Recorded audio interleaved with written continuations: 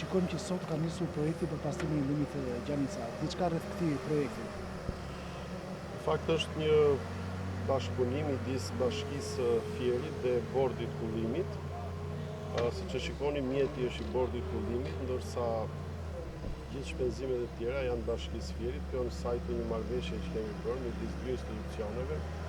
por sigurisht edhe mbi bazën e ndërhyrjes së kryeministrit dhe mbi bazën e urdhrit që ka nxjerrë ministri i Bujqësisë për të vënë dispozicion të bashkisë këto mjete. Sot në fakt është një mjet, po nga e marta e tutje do të vazhdojmë me dy mjete të tjera dhe synojmë që brenda një periudhe sa më të shkurtër ne të përmbyllim këtë fazë të parë të projektit Gjanicës, i cili konsiston në zgjerimin e shtratit lumit, pasi siç po shikoni dhe vetë, këtu vetëm për një lum nuk mund bëhet fjalë, edhe për prua madje s'mund flitet, sepse ka vende që gjerësia e shtratit shkon deri në 1,5 metra. Dhe në fakt, kur arrim të shikojmë në ç'gjendje është katandisur këtu, besoj që është shumë e lehtë për të kuptuar pse ka ndodhur përmbytjet gjithmonë më shumë çdo vit, nga 10 nga 15 herë në vit. Mendojmë që me këto punime që kemi filluar këtu, pasi këtu jemi shumë afër lutderdhjes së lumit Gjanica dhe bashkimit me lumin Seman, prandaj kemi filluar që këtu. Mendojmë që në radhë parë do të shmangim përmbytjet që kanë ndodhur në gjithë këto vite dhe sigurisht pastaj kjo do të jetë si një trampolin, si një fazë e parë për të vazhduar me gjithë ato projekte të mëdha dhe ambicioze që ne kemi për lumin Gjanica. Por pa shmangur përmbytjet, paktën për të shtuar për këtë vit gjithë banorët që ndodhen buz lumit, ne nuk mund të bëjmë fjalë pastaj për vazhdimin e projektit të mëtejshëm. Unë do ta quaja një ditë shumë të rëndësishme, një ditë të madhe për gjithë qytetin e Fierit, fillimin e këtij projekti, pasi kemi filluar që t'i japim fund një gangrene të madhe shumë të madhe. Ne jemi ndërgjegjshëm që sistemimi i lumit Gjanica është një proces kompleks, i cili nuk përfshin vetëm zgjerimin e shtratit, thellimin e tij, pastrimin e skarpateve, padyshim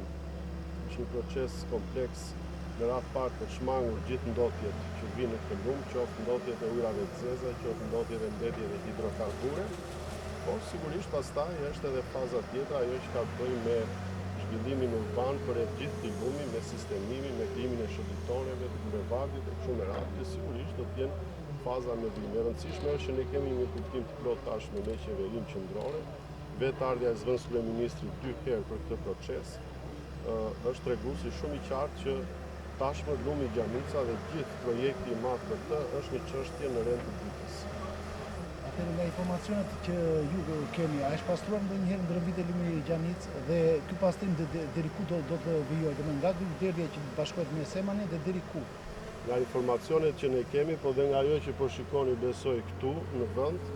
ky lum mund të ketë një 40 vjet pa u pastruar, pasi këtu çfarë nuk po gjendem, besoj e pat dhe vetë.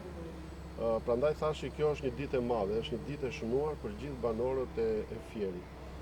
Sigurisht që ne filluam nga lutderdhja, sepse gjithë specialistët që kemi angazhuar për këtë proces, këtë mendim kishin, pra duhet filloj nga lutderdhja për t'u hapur, për t'u zgjeruar sa më shumë këtu, për të lehtësuar sa më shumë vazhdimin dhe prurjen e lumit. Padyshim ne do të vazhdojmë si fazë të parë deri tek ura e sheqit dhe sigurisht pastaj faza e dytë do të jetë nga ura e sheqit deri tek ura në qendër të qytetit.